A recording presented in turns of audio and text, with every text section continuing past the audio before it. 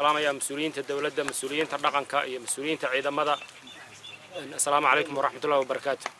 أنت كدي مناسبات دان هدي عن وحير كتابته ومرتقات يا عسماد لوفدي اعتماد عيدا مدى بنتلان كهول قلية دق مدى قلدقب أوفديان معاملك يا شعبك غير قلدقب وحنا حقيقة هدان الدب وقلنا قلنا تاريخ ذا وحير قبل كمدق مركي أنا نقول تلدي سقبني ماشى ومرية يا ما أنت ماشى ومرية وميل آدي آدو فالكلا فوق maalintaas wuxuu ahaa meel ay gacanta ku hayaan kooxaha argagixisada ah ee al-shabaab oo dadka intii ka dhaqdhaqaaqaysa ee birmageydada ah ee labeenta ah waxna ay dileen waxna ay qaxiyeen waxna ay aamusiyeen oo ay yiraahdeen ma hadli ka dhaan goob ay gacanta ku hayaan burcadbadeed goob ay gacanta ku hayaan oo qaalib ka noqdeen kooxaha waxay muqaadaraadka iyo khamrada ka ganacsada waxaad wada ogtihiin wixii dhibaato ka taagnaa kufsi iyo dil iyo dhac iyo dhibaato waxaan ugu magac darnay muuqaalkaas mudug shalay iyo maanta mudug waxay maraysaa meel nabadgelyo lagu raaxaysan karo oo la isku halayn karo meel walba oo gobolka mudug ka jira kamid ah ay ku sugan yihiin dadkeed meel walba oo mudug kamid ah oo horumar ka socdo waxaan u mahad celinayaa marka ugu horeysa ciidamada Puntland ee nabadaas dhaliyay ciidanka booliska oo halkan taagan oo ugu horeeya oo shaqadoodu tahay iyo hadafkoodu siday ummadda u ilaalin lahaayeen oo uga ilaalin lahaayeen dhagarqabaha iyo tuuga iyo kan amnigooda wax u dhimaya waxaan sidoo kale ammaan iyo bogaadin soo jeedinayaa ciidamada sida khaaska loo tababaray ee BSF-ta oo ah darbiga adag ee ammaanka Puntland sida dhabta la isugu haleeyo ciidankaas oo caan ku ah sida ay u cirib tiri lahaayeen Puntland uga dabargoyn lahaayeen ugana baabi'in lahaayeen kooxaha argagixisada ee ammaanka Puntland khalkhalka ku haya iyo cid walba oo ammaanka Puntland wax u dhimaysa waxa ciidamada Puntland ay u yimaadeen degmada Galdogob inaysan degmada Galdogob noqon halaq mareen kooxaha argagixisada ee al-shabaab ee ku soo jabay koonfur ee Puntland ku soo duulaya inaysan marin aamina u noqon ee marinkaas ay gooyaan lixdii bisha wax ka dambeeyana waxaanu ballan qaadaynaa inaysan dib dambe kooxahaas u marin inaysan xarun u noqon ay ku hakadaan ama ay degaan degmada Galdogob iyo dhammaan gobolka mudug oo dhan waxaanu wacad ku marnay markaanu xilka qabanay inaanu gobolka mudug ammaankiisa aanu wax ka bedelno inaan gobolka mudug ka cirib tirno kooxaha argagixisada ee dhibaatada iyo dhaawaca hagardaamooyinkii faraha badnaa ee urkutalooyinka ku reebay dadka mudug u geystay waxgaradkii faraha badnaa ee gobolka mudug u dhashayna barqa waxa weeyaan ku wada gowracay waxaanu wacad ku marnay inaanu burcadbadeeda iyo inta xun gobolka ka sifaynayno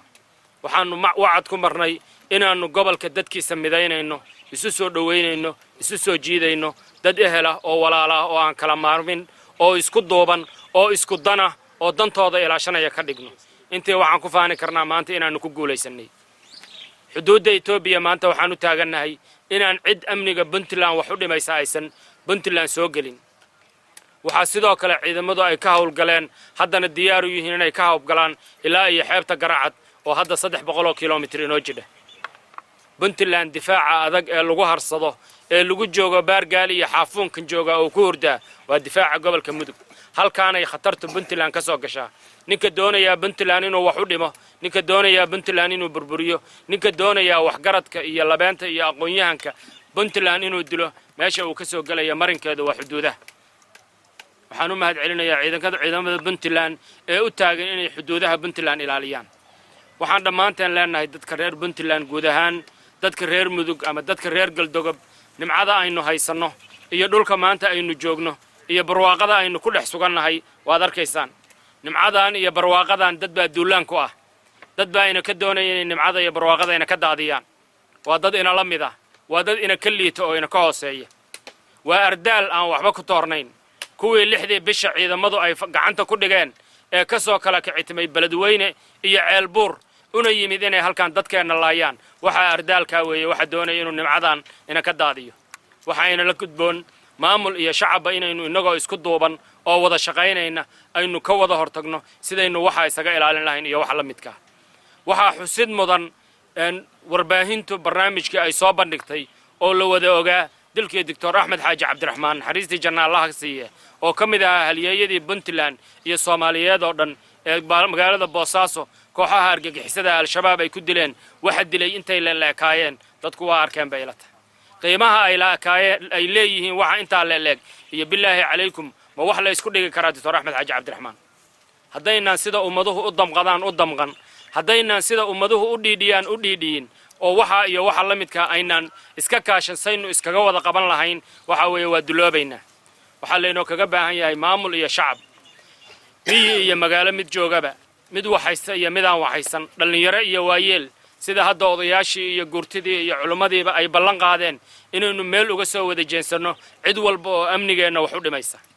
inaynu dhammaanteen isku kaashanno sidaynu amnigeena u wada ilaashan lahayn amniga ummadeennana u wada ilaalin lahayn sidaynu ciidamadeena u gacansiin lahayn sidaynu ciidamadeena ula shaqayn lahayn sidaynu u soo dhaweyn lahayn sida maanta loogu sooriyeeyay balligan quruxda badan doogan iyo cagaarkan waxay muujinaysaa jacaylka iyo wanaagga dadku ay u qabaan ciidankooda iyo waxa weeyaan xoogagooda difaacaya inaynu meel walba aynu joogno iska kaashanno xogta isdhaafsanno aynan dhagarqabaha qarin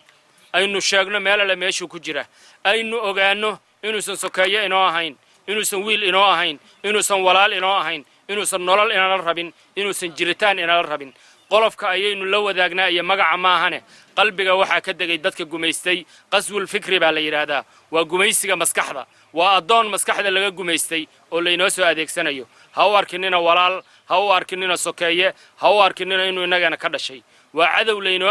adeegsanayo haddaynu maskaxdiisa dhaqno haddaynu qalbigiisa sifayno haddii uu toobad keeno waa uu hagaagayaa ciidamada waxaanu leenahay ammaanka ummaddiinna ayaad u xilsaaran tihiin idinka ayaa laydinku hurdaa waxaa laydinkaga baahan yahay inaad ammaanka 24 saac u soo jeedaan cid walba oo dhagarqaba ah haddii aad garanaysaan iyo haddii aydaan aqoon inaad gacan bira ku qabataan waxa aad uga baahan tihiin shacabkiina inaad la kaalmaysataan wixii xoga inaad shacabkiina weydiisaan inaydaan uga haybaysan dhagarqabaha iyo tuugga al-shabaab waxyaabaha ay adeegsato waxa ka mid ah inay dadka ay sida jinniga oo kale ay uga dhaxqayliyaan inay dadka matoor saaraan inay dadka yiraahdaan nimankan waxa weeye diintay la dirirayaan nimankan inaga reer hebelayna doonayaan nimankan hebel bay doonayaan nimankan danbay leeyihiin nimankan waa kada nimanka qoladaas soo dirsatay nimankaas waa sidaas waxaa la rabaa dadka inaynu wax u sheegno dadka inaad la sheekaysataan dadka inaad wax u sheegtaan dadka inaydan dhurwaayahayn inaad u sheegtaan ee aad tihiin kuwii kansarka ka qaban lahaa kuwii dhurwaayada ka qaban lahaa kuwii abeesada carajiifta ka qaban lahaa inaad tihiin inaad idinkuna dadka u sheegtaan inaad dadka gelisaan oo aad wacyi gelisaan inaad dadka la sheekaysataan inaad dadka dhex gashaan inaad u samidhaan wixii idinkaga yimaada qof dadkiina oo si xun wax loogu sheegay inaad saxdaan oo si wanaagsan wax ugu sheegtaan waxaa maanta ilaahay mahadiisa inaynu u wada taagannahay inaynu Puntland difaaceeda maamul iyo shacab iyo odayaal aynu ballan ku qaadanna balligan maanta ay tahay maalin taariikhi ah maalin waxa weeye xuduudii Puntland ugu shisheysay aynu joogno Puntland hadda dhul baa waxa uu inoo jiraa ilaa yaxafuun hadda oo kale waxa inoo jidhaa ilaa 1 kiiloomitir iyo ka badan bay inoo jidhaa 1 kiiloomitir dadka jooga amnigoodii inaga ayaa layna ka rabaa dhagarqabaha iyo cadowgu inuusan xuduudaan uga tilaabin ee xuduudaan aynu cadkayno dadka reer Galdogob waxaan mar labaad iyo mar labaad uga mahad celinayaa deeqsinimadii iyo gobonimadii iyo sooriyadii lagu yaqaanay oo ay ku soo dhaweeyeen ciidamada waxaa la idinkaga fadhiyaa geesinimadii iyo darbigii difaaca adkaa oo aad haydeen inaad idinkuna kaalinteeda ka soo dhalaashaan inaad si voluntary ah xuduudaha u ilaalisaan inaad cadowga hameynaya maalin u soo jeedaan dhulkan idinka la idinku iga difaaci jiray 22 sano oo burburaya in ka horeysayba xuduudan waxay ahayd darbigii difaaca Puntland ugu adkaabay ahayd waa arrin taariikhiya taariikhdii aad lahaydeen idinkuna inaad dib ugu noqotaan inaydaan u nixin kooxaha argagixisada inaydaan u ogolaan inay gobolka soo galaan iyo inay degmada soo galaan midnaba inaad ka qayb qaadataan in ciidanka la sooriyeeyo maalin kaliya uma baahna 24 saac in loo xilqabay u baahan yihiin maalin walba iyo subax walba iyo galab walba iyo hameen walba in la sooriyeeyo oo lala shaqeeyo ayay u baahan yihiin maadaama ay qoriga u sitaan tuutahana u sitaan inay Puntland oo dhan ammaankeeda ilaalin lahaayeen waxaan leenahay nin walba oo cadow maanta waxa weeyaan fariin bay u tahay midaanu inay tahay xuduudii Puntland mid xiran inay tahay ciidamadii ugu adkaa ee Puntland mid ay taagan yihiin oo degmada Galdogob ugu sugan yihiin inay dadka Puntland nabad ku raaxaystaan